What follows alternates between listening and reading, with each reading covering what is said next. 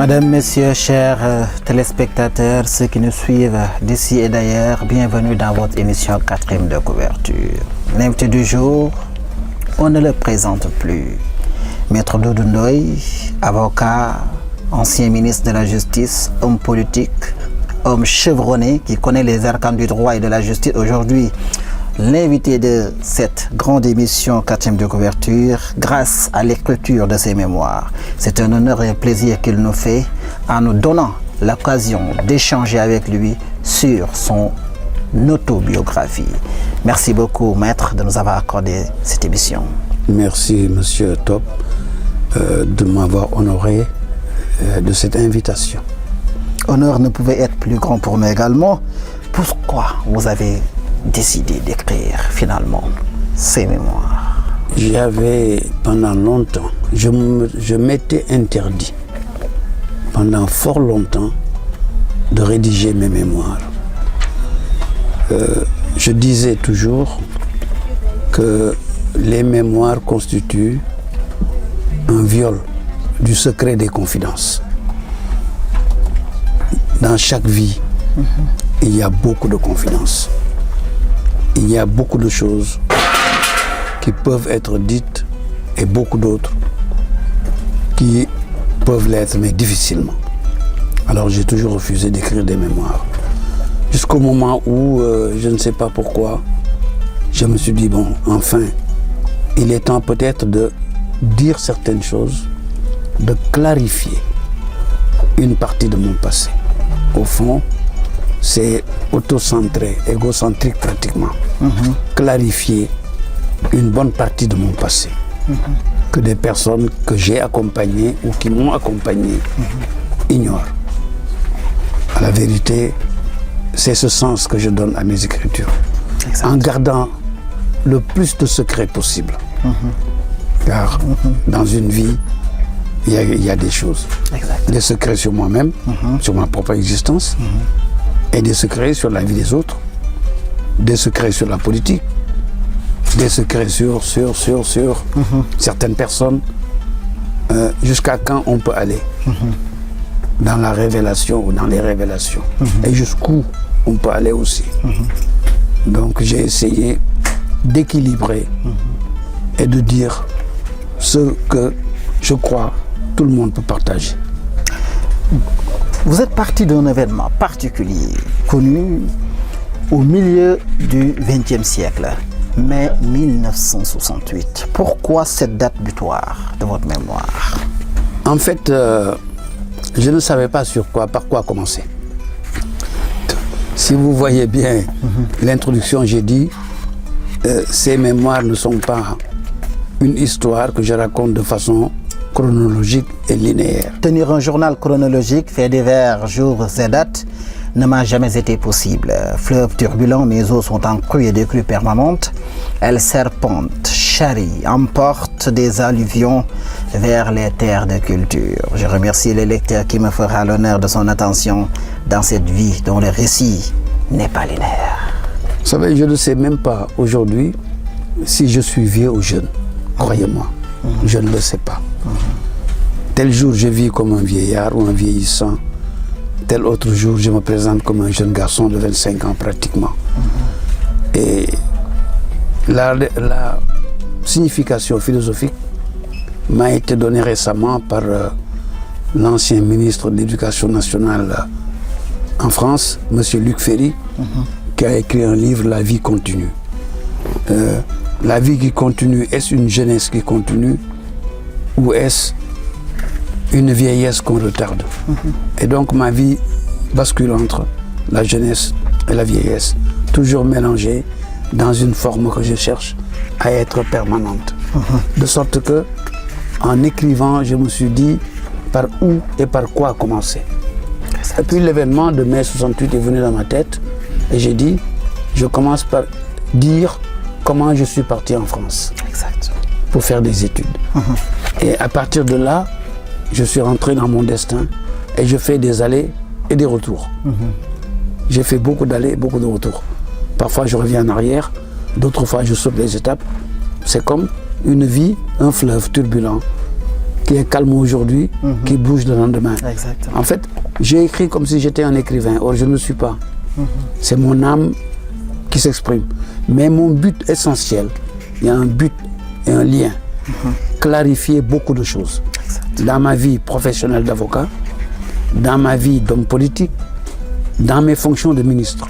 Parce que jusqu'à aujourd'hui, aucune personne au Sénégal n'a jamais dit pourquoi M. Doudou Ndoye a quitté le ministère de la Justice le 2 janvier 1986. Pourquoi M. Abdou Diouf a demandé à libérer M. Doudou Ndoye de ce ministère. Personne. Aucune personne au Sénégal ne s'est jamais aventurée sur ce terrain. Et donc, je donne quelques pistes pour permettre aux gens de comprendre. On ne dit jamais tout dans la vie, mais on peut donner des pistes qui permettent aux gens de comprendre. Dans ma vie d'avocat aussi bien ici, à Marseille, à Paris. Pourquoi? J'ai été avocat à Dakar, à Marseille et à Paris, cumulativement. Cumulativement. C'est le seul cas dans l'histoire du Sénégal et même de l'Afrique. Et pourquoi? Ça s'est passé, j'en ai donné les explications scientifiques et juridiques. Et cet avocat-là, qui exerçait à Paris, qu'est-ce qu'il a fait là-bas? Qui a exercé à Marseille, qui continue d'exercer au Sénégal alors qu'il est retraité du barreau de Paris. Ce sont des questions que des professionnels peuvent se poser et devraient se poser. Car chaque métier a son sens, a ses versants, a ses flancs de montagne, a ses collines, a ses sommets. Donc, les gens du métier, il y a 25 000 avocats environ au barreau de Paris, environ 50 000 dans toute la France. Au Sénégal, nous sommes à peu près 500. Sinon, on compte les 10 pays africains les plus dotés en barreau, ça ferait 5 000 avocats. Donc, aujourd'hui, je pense que dans le système francophone, 55 000 avocats sont concernés par ce que j'écris. Et peut-être 40 000 magistrats. Parce que, au fond, c'est ma vie d'homme de droit et d'enseignant de droit qui était dans la politique depuis sa naissance, qui sont là. C'est tout cela qui est dans le livre. Pourquoi vous avez quitté le Sénégal en septembre 68 pour partir en France? Qu'est-ce qui s'est passé? Mais au mois de mai 1968, pour ceux qui n'étaient pas là, il y avait une grande grève estudiantine en France, suivie d'une grève ouvrière. Les centrales syndicales aussi s'étaient mêlées à cette grève française. Le pouvoir politique français du général de Gaulle a flanché, a tremblé. Mais le Sénégal est le fils aîné africain de la France. Jusqu'à aujourd'hui, dans le domaine des idées, de la pensée et même des réactions, le Sénégal est un fils aîné qui a toujours cherché à ressembler à son père, mais qui cherche, comme Oedipe, à tuer le père, au sens historique et philosophique du terme. Et donc le Sénégal a hérité immédiatement de cette grève. Les grèves estudiantines de Paris, grève estudiantine à l'université de Dakar. Et les pavés à Paris, les crosses de fusil à Dakar. Nous avons été martelés, battus, certains emprisonnés et l'université fermée. Et Senghor dit, ceux qui veulent continuer leurs études, ils vont en France. Je les envoie en France, je leur donne une bourse, ils vont faire leurs études en France.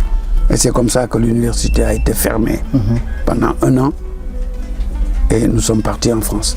C'est pourquoi j'ai commencé par cette grève et immédiatement après je reviens en arrière, je passe par, je saute les années, etc. C'est comme ça, c'est pour cela que nous avons quitté le Sénégal malgré nous. Malgré vous. Vous avez, après mai 68, vous êtes parti en France, vous avez fait vos études là-bas, mais vous êtes revenu, vous avez parlé du code de la famille, dont vous êtes sans doute parmi, en tout cas les plus connus dans l'interprétation. Aujourd'hui, quand vous voyez l'évolution de ce code-là, et qu'est-ce qui explique sa naissance, son statut même au Sénégal, si on vous posait cette question-là, qu'est-ce que vous diriez? Le code de la famille a été un bienfait pour le Sénégal, d'abord. À mon avis, il y a certains aspects du code de la famille qui constituent un grand bienfait, d'abord du point de vue des statuts des personnes.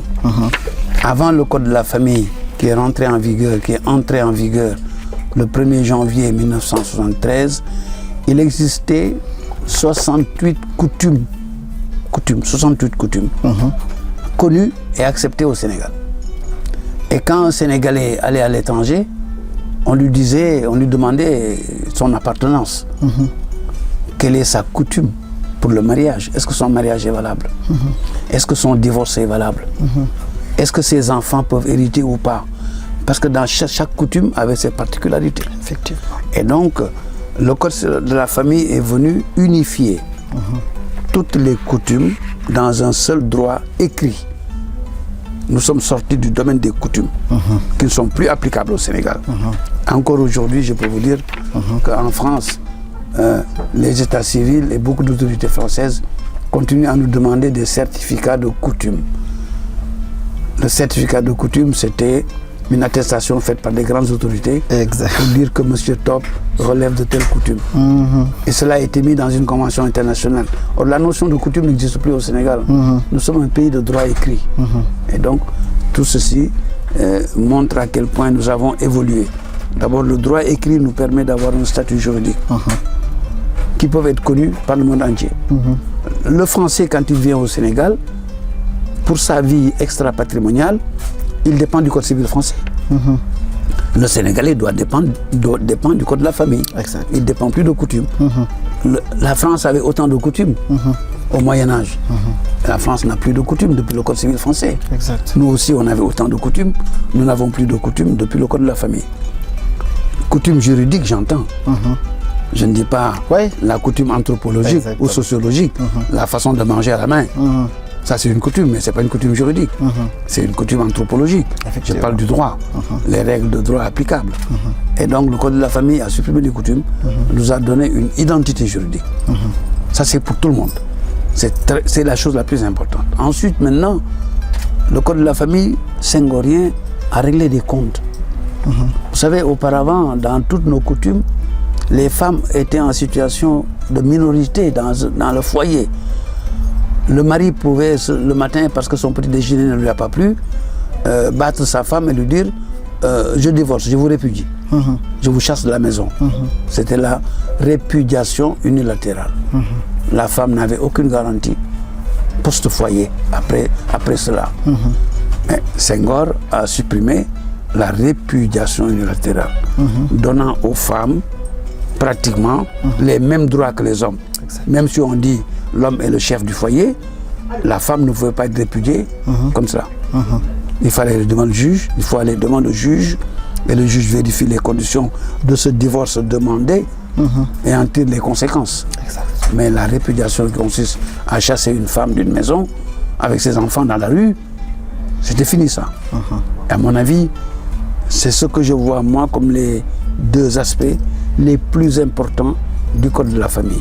Bon, tout le reste, c'est les répétitions en fait du droit civil français. Le Code civil français était au fond transposé dans notre Code de la famille, dans tout le reste. Exactement. Mais le plus important pour moi, c'était la répudiation unilatérale qui a été supprimée et aussi l'identification juridique des Sénégalais pour leur commerce dans le monde entier, leur commerce physique, leur commerce personnel, leur déplacement. Et ça, c'était important, ça. En affaire, l'affaire qui vous a, l'affaire la plus importante, vous l'avez dit, qui vous a été confiée, c'est l'affaire Beud, Sénégal. De quoi s'agissait-il réellement à l'époque? Vous savez, j'ai fait comme notre maître. Notre maître comment? Mon maître direct, Gilbert Danon, qui a raconté certains de ses procès. Notre grand maître indirect, Robert Badinter, qui a raconté certains de ses grands procès. Un avocat nécessairement est appelé dans ses mémoires à raconter certains grands procès, certains procès qu'il a considérés comme importants. Car c'est le sens même de son action. Effectivement. C'est de défendre. Tout avocat racontera tôt ou tard quelques grandes défenses. Bon, donc j'ai profité de cela pour raconter ma première grande affaire. J'étais jeune avocat, j'étais débutant, j'avais forcé les portes du barreau pour sortir de mon stage et ouvrir mon propre cabinet, parce qu'à l'époque, j'ai raconté les règles de droit qui existaient pour être avocat. pour être stagiaire et pour sortir du stage ouvrir son cabinet. J'avais été pénalisé par un texte qui était mauvais et dont j'ai obtenu l'annulation par la suite. Et quand je suis sorti de là, j'étais encore dans le statut stagiaire. J'ai ouvert mon cabinet et mon patron m'a confié à envoyer Beurre Sénégal auprès de moi. Mon patron qui m'a appris le métier. Ouais. Parce qu'il y avait 2 personnes qui se bagarraient. Il a choisi quelqu'un et il m'a envoyé l'autre. En croyant qu'il va gagner. Malheureusement pour lui. Oui. Malheureusement pour lui. Alors je comprends bien. Malheureusement pour lui, il m'avait trop bien formé. Le patron pensait pouvoir jouer un tour à son... Il m'avait trop bien formé. Et ça a été malheureux pour lui. Oui. Et cela a fait pratiquement ma fortune de l'époque. C'est pourquoi j'ai raconté l'histoire. C'est une très belle histoire. Lorsqu'on parle de Maître Doudou Ndoye, on parle souvent de politique, mais avant qu'on parle de politique également, on va parler de vos relations avec Maître Abdoulaye Wade, qui lui aussi était un grand avocat.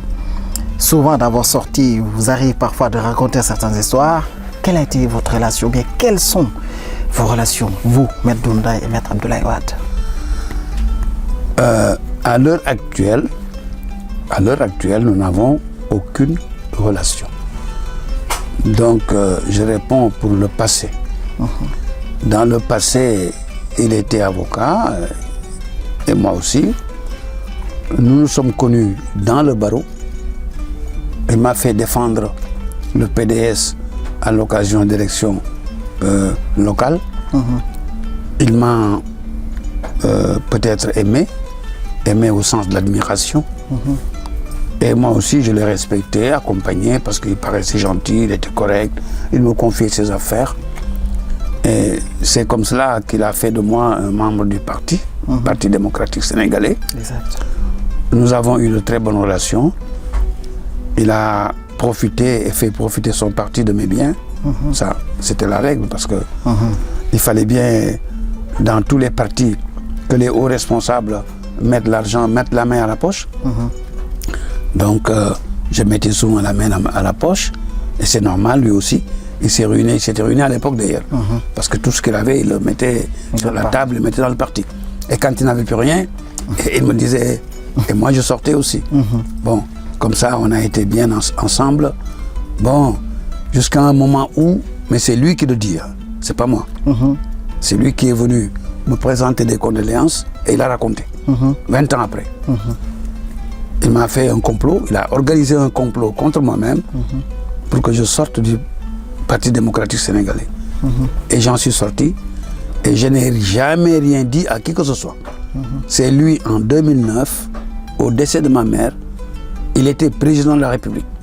Il m'a fait l'honneur de venir me présenter des condoléances et c'est lui qui a raconté. En disant, j'ai fait ceci, j'ai fait cela. J'ai fait un complot pour sortir Doudou Ndoye du PDS parce qu'il était trop intelligent, trop courageux. Il nous poussait à la bagarre et moi je voulais avoir des choses sur Senghor. Voilà. Mais malgré tout ça, vous savez, je l'aime bien, je l'aime même beaucoup. Et il me respecte. Je ne peux pas dire qu'il m'aime parce que c'est trop fort. Chacun connaît ses propres sentiments. Moi, mes sentiments à son égard, je l'aime beaucoup. Je sais que c'est un homme simple. Je sais que c'est un homme de cœur. Ouais. Et je sais surtout quelque chose de lui. C'est un homme qui ne se venge pas sur des hommes. Jamais. Abdoulaye Wade n'est pas un homme qui se venge sur les hommes. Non. Il est simple, il est bon, il pardonne, il n'est pas rancunier. Voilà le mot. C'est un peu un joueur. Si je dois le juger, je dis que c'est un grand joueur. Un grand joueur, il est sportif. Il accepte de perdre. Et il ne déteste pas ceux qui ont gagné sur lui. C'est un grand monsieur. Il m'a fait un complot, mais ça, c'est l'homme, c'est son génie. C'est son génie. C'est son génie politique. Moi, je n'ai pas ce génie politique. Je ne sais pas faire ça. Mais je rends hommage à son génie politique. Ça n'a pas changé ma vie.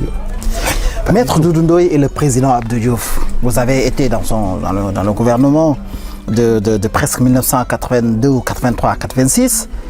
En tant que ministre de la Justice, vous avez travaillé avec le président Abdou Diouf. Vous avez donné des pistes.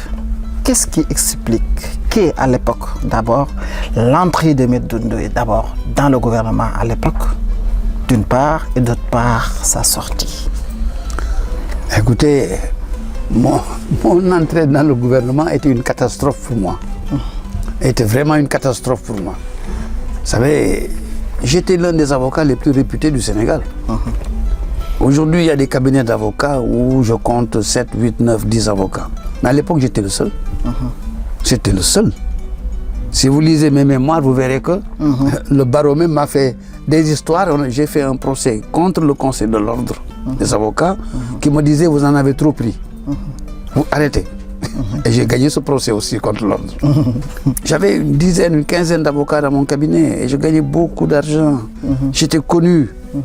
J'étais jeune, j'étais ce qu'on attendait d'un jeune avocat sénégalais parce qu'on n'était pas nombreux en plus. Exact. Il n'y avait que des avocats français, une dizaine d'avocats sénégalais vieillissants et puis 5 ou 6 jeunes dont j'étais l'un des les plus connus. L'une des étoiles. Alors, j'ai fait de la politique. J'ai rejoint Monsieur le Président de la République Abdou Diouf en 1982 après le départ de Senghor. Bon, pour des raisons que j'ai expliquées dans le livre. Et puis, j'ai participé à sa campagne électorale. Il m'avait mis sur la liste des députés. Et j'étais élu député. Le député peut être avocat en même temps. Exact. Mais moi, j'étais content. J'étais content. J'étais avocat réputé. J'allais être député. J'allais défendre le droit au Parlement, avoir le statut de député, avoir les deux à la fois. Pour un jeune homme, il n'y a rien de... C'était parfait à l'époque. Ouais. Et il m'appelle un jour, j'arrive, Monsieur le Premier ministre Moustapha Niasse était assis, il est témoin. Il était Premier ministre pour un temps. Il me dit, je voudrais vous confier le ministère de la Justice. Je dis, mais Monsieur le Président de la République, je ne suis pas un fonctionnaire, je ne connais rien de l'État. Je ne voulais pas lui dire, laissez-moi mon argent de cabinet. Ça, je n'ai jamais mis l'argent entre un chef d'État et moi. Et croyez-moi, Abdoulaye Wade le sait, le président Abdou Diouf le sait, Monsieur le Président Macky Sall le sait. Entre des hommes d'État et moi, il ne sera jamais question d'argent pour moi. Jamais. Parce qu'ils ne sont pas plus légitimes que moi dans l'amour qu'on doit porter à notre pays. Effectivement. C'est des questions de principe, c'est des questions de bagarre. Mais j'avais dans mon cœur et mon esprit l'histoire de mon cabinet. Je dis, Monsieur le Président, excusez-moi, je ne suis pas un fonctionnaire, je ne sais pas diriger un pays. Laissez-moi là où je suis. Il se lève, il me dit, au revoir, Monsieur le garde des Sceaux. Je suis le garde des Sceaux, je suis le ministre de la Justice, parce que je l'ai défendu, je me suis battu pour lui, j'ai fait campagne pour lui, j'ai énoncé des idées. S'il me dit, vous allez être là pour défendre les idées que vous avez énoncées et défendre votre président et l'accompagner, je ne peux pas dire non. S'il faut que je me sacrifie, je me sacrifie. Exact. J'ai sacrifié mon cabinet d'avocat et personne ne peut dire que pendant le temps où j'étais au gouvernement, j'ai bénéficié d'un seul centime du cabinet d'avocat, alors que tout m'appartenait. Parce que je ne voulais pas que quelqu'un un jour puisse dire Doudou Ndoye a favorisé son ancien cabinet pour avoir de l'argent parce qu'il est garde des Sceaux. Exactement. Personne ne m'a jamais dit ça. Parce que je me suis ruiné. J'ai vécu avec un maigre salaire de ministre, je dis bien très maigre salaire. Et l'immeuble que j'avais acheté, avec les revenus, les honoraires Bët Sénégal, c'est cet immeuble-là que j'ai donné en hypothèque à la B6, dont le directeur était mon grand cousin, Babacar Ndoye. Et tous les mois, j'envoyais quelqu'un à la B6, je peux même vous donner son nom, j'envoyais quelqu'un à la B6 pour qu'on me prête chaque mois un complément de salaire, garanti par mon immeuble. Personne ne le savait. C'est lorsque j'ai quitté le gouvernement que 6 mois plus tard, j'ai payé la banque, parce que je connaissais mon talent d'avocat. Donc, c'est comme ça que je suis devenu ministre de la Justice et que j'ai fait ce que j'ai pu pour mon président, Abdou Diouf, à l'époque, et pour le Sénégal. C'est ce qui s'est passé d'une part, et d'autre part, votre sortie. Ma sortie, j'ai écrit certaines choses dans ce livre. Exact. Le président de la République a estimé qu'il devait changer de gouvernement. Nous étions 7 ou 8, ce n'était pas moi tout seul. Changer de système gouvernemental. Tout est système, tout est philosophie. Quel genre de gouvernement voulez-vous? Quel genre de personnes voulez-vous dans votre gouvernement? Quel genre de politique voulez-vous qu'il qu'ils défendent. Donc, il a voulu changer de politique. Je faisais partie de ceux qui ne répondaient plus à la nouvelle politique. Et nous étions 7 ou 8. Les détails maintenant, j'en ai dit quelques-uns, mais je ne dirai pas tout ce que je pense. Je regrette. Je ne dis jamais tout sur quelqu'un qui m'a fait confiance. Parfait. La politique, le rapport, les relations entre la politique et la justice. Nous voyons ce qui se passe au Sénégal. On parle de l'immixtion, parfois de la politique dans l'espace juridique, dans l'espace justice. Aujourd'hui, nous avons vu même les tensions que nous voyons. D'une part, il y a un régime, d'autre part, il y a une opposition, mais il y a toujours la main de la justice, parfois, pour certains, que l'on utilise contre certaines personnes. Vous, par votre expérience, par vos compétences, par vos expertises juridiques, comment voyez-vous l'espace politique sénégalais et surtout la relation entre politique et justice? Si vous lisez bien les chapitres que j'ai consacrés au complot divers, les 2 les plus importants, j'ai expliqué dans ces chapitres, le chapitre que j'ai appelé la voiture blanche et l'autre que j'ai appelé les 21 jours, vous verrez que j'ai failli être assassiné. Heureusement, Dieu merci, je suis vivant. Vous verrez aussi, avant tout ça, qu'on a voulu détruire mon nom, ma réputation, pour des raisons politiques. Et j'ai expliqué aussi. Et j'ai utilisé une expression. J'ai dit les politiciens judiciarisés. Les politiciens qui utilisent la justice contre leurs adversaires. C'était le cas pour moi. Les 2 cas. Le premier cas, c'était la justice qui était utilisée pleinement pour des raisons simplement politiques. Parce que ceux qui le faisaient croyaient que j'allais être rappelé par M. Abdou Diouf pour être son premier ministre. Parce que lui, il avait commis, à mon avis, l'indélicatesse de s'expliquer au comité central du parti sur ma sortie du gouvernement. Je ne le raconte pas que c'était public. C'était public, c'est pourquoi je le dis. Si ce n'était pas public, je ne l'aurais jamais dit. Elle a dit à tout le comité central, au moins 600 personnes, attendez, j'ai sorti Doudou Ndoye du gouvernement, c'était simplement technique, ça n'a pas de conséquences politiques. Mais il me condamnait à mort. Ça veut dire que politiquement, cet homme n'est pas mort, faites attention. C'est technique. Et puis après, bon, peut-être d'autres indélicatesses sont sorties. Je pense que j'avais été entrevu au poste de Premier ministre, parce que quelqu'un est venu me voir de sa part. Mais j'avais décliné cette fonction. Et je la décline jusqu'à aujourd'hui. Et j'ai dit, dans une émission de télévision récente, qu'aucun Premier ministre n'a jamais été significatif au Sénégal. Et ne le sera tant que cette constitution existe.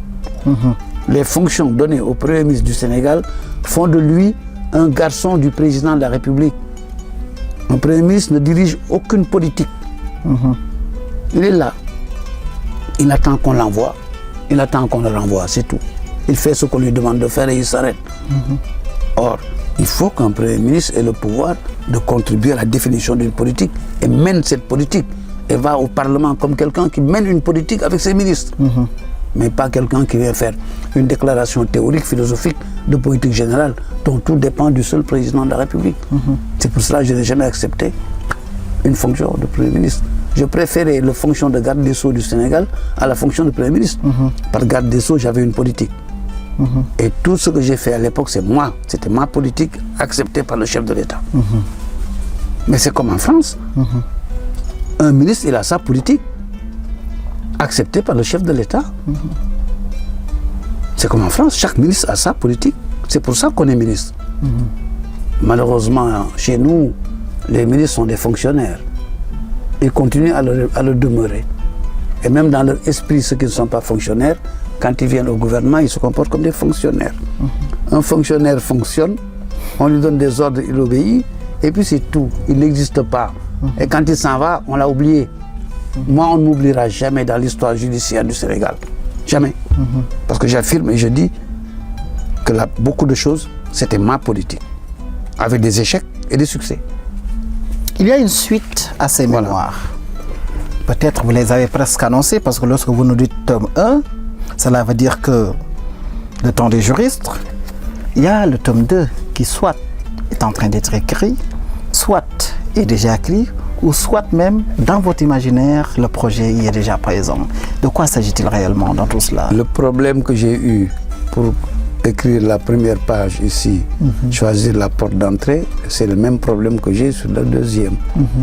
Tous les détails, toutes les idées sont écrites ici, par-ci, par-là, mais je commence ça par quoi? Quelle est la première phrase? Quelle est la première idée? Pour entrer dans le temps des libéraux, le gouvernement des choses. J'ai appelé ça le temps des juristes, gouvernement des hommes. Mais je pense que le plus important pour moi aujourd'hui, c'est le temps des libéraux. Parce que ici, dans le tome 1, j'étais l'acteur. Ces mémoires du tome 1, c'est autocentré, c'est Doudou Ndoye. Ouais. Ce que Doudou Ndoye peut dire, c'est lui. Alors que le tome 2, en fait, c'est les autres. Et Doudou Ndoye comme accompagnateur, acteur, observateur et vivant en même temps. C'est surtout les autres. Depuis l'an 2000, ce qui s'est passé au Sénégal, certaines choses dont j'étais petit acteur, d'autres choses dont j'étais observateur et d'autres choses qui me concernent. Mais le cœur du tome 2 sera les autres. Et moi, accompagnateur, petit acteur, ami, adversaire, etc. Alors que le tome 1, c'est moi. C'est moi, je suis ma naissance, ma famille, qui suis-je? Exact. On est sa naissance d'abord. On est ses parents et arrière-grands-parents. C'est ce qu'on est d'abord avant d'être autre chose. Exactement. Donc connaître un homme, c'est connaître d'abord d'où il vient, qui il est, quels sont ses parents, quel est son sang, quel est son ceci. Ensuite, qu'est-ce qu'il a fait? C'est comme ça qu'un homme est défini. Ma dernière question, ça allait être un crime si je ne la posais pas, parce que ça vient de me revenir à l'esprit, je l'avais complètement oublié. Votre relation avec votre ange traditionnel, ange gardien, l'ange de Tchedem, Doudou Ndoye. Quelle est la relation que vous entretenez? J'ai souvent posé une question à des personnes et je peux vous la poser. Que vous soyez chrétien ou musulman, vous croyez en Dieu et vous ne l'avez jamais vu. Et puis je dis, est-ce que l'ange existe? Les anges, Malaka. Oui, vous ne l'avez jamais vu. Nous, musulmans, dans le Coran, on nous parle des djinns, le diable, etc. Qui l'a vu? Personne. Alors le Créateur, qui s'est créé lui-même, il s'est créé lui-même. Il crée les anges, il crée les djinns, il peut bien créer les rap. Ce que vous ne voyez pas. Nous avons Dieu, nous avons les anges, ange Gabriel, nous avons les djinns, on croit, qui sont dans les forêts, qui peuvent vous tuer, vous faire du mal. Nous avons nos rap. Et dans chaque famille lébou, traditionnelle, authentique et sérère, et peut-être Djola, nous avons nos rap, nos esprits qui accompagnent cette famille-là. La lignée. Oui, qui accompagne cette famille et la lignée. Quelle que soit la personne de la famille, le rap est là. Alors, ce rap est votre protecteur. Mais parfois, il vous punit. Parfois, il choisit quelqu'un dans la famille, il le punit. Mais en général, il protège la famille et nous nous en occupons. Moi, j'ai le mien. Je le sais. Non seulement il m'accompagne, il me protège et il me dit des choses. Il me dit telle chose va arriver. Et ça arrive. Quand je suis malade, il me protège. Il m'a soigné. Quand j'étais en France, il est venu me soigner la nuit dans mon rêve. Il m'a protégé ici au Sénégal. Sur beaucoup de choses. Et il est encore avec moi, chez nous, chez moi. Parce que il est parti de nous. Comme les djinns sont dans l'univers, comme les anges sont dans l'univers, comme Dieu est maître de tout. Et on ne les voit pas. Et nous savons ce qu'on fait pour les maintenir avec nous. Il me montre des choses, il me dit des choses, il me protège. Et il m'a protégé. C'est la relation que nous avons. Il est en moi, il est en nous. Parfait. Croyez-moi, je peux dire de quelqu'un, parfois il me dit telle personne aura telle chose. Et quand je lui dis, il l'aura. Il me dit comment vous me l'avez dit. Je sais. Je reçois des révélations. En effet. C'est pas très important, mais je reçois des révélations. Et toute ma vie s'est passée comme ça. Toute ma vie. La première révélation véritable que j'ai eue, j'avais 22 ans, je l'ai raconté. Et il m'a dit toute ma vie. Et je dis bien toute ma vie. Rien ne me surprend dans tout ce qui m'est arrivé. Rien ne me surprend. C'est pourquoi je dis, je pardonne, parce que c'est mon destin. Je pardonne tout. Tout ce qu'on m'a fait, Dieu m'est témoin. Je ne garde rancune à personne. Au contraire, je souhaite même avoir ces personnes comme mes amis. Parce qu'ils m'ont appris à me connaître moi-même. Maître Doudou Ndoye, souvent je lis la 4e de couverture, mais je n'en ai pas besoin parce que les Sénégalais vous connaissent. Tout ce que je peux dire comme information, c'est que vous êtes né à Dakar en 1944. Il y aura une suite. C'était un plaisir de vous avoir en face de moi. Mon technicien me signale que c'est la fin de l'émission. J'attends juste le tome 2 pour qu'on continue cet échange. Donnez-moi 6 mois. J'avais dit décembre. Mais donnez-moi le temps de faire passer ça dans les esprits et surtout de laisser, et ce que je souhaite, au moins tous les avocats du système francophone lire ce mémoire pour leur métier. En tout cas, nous allons vous accompagner dans la promotion. C'est la mission du service communication de l'Harmattan Sénégal. Donc rendez-vous dans 6 mois. Pour le tome 2. Pour le tome 2. Merci beaucoup, c'était un honneur. Merci beaucoup, chers téléspectateurs.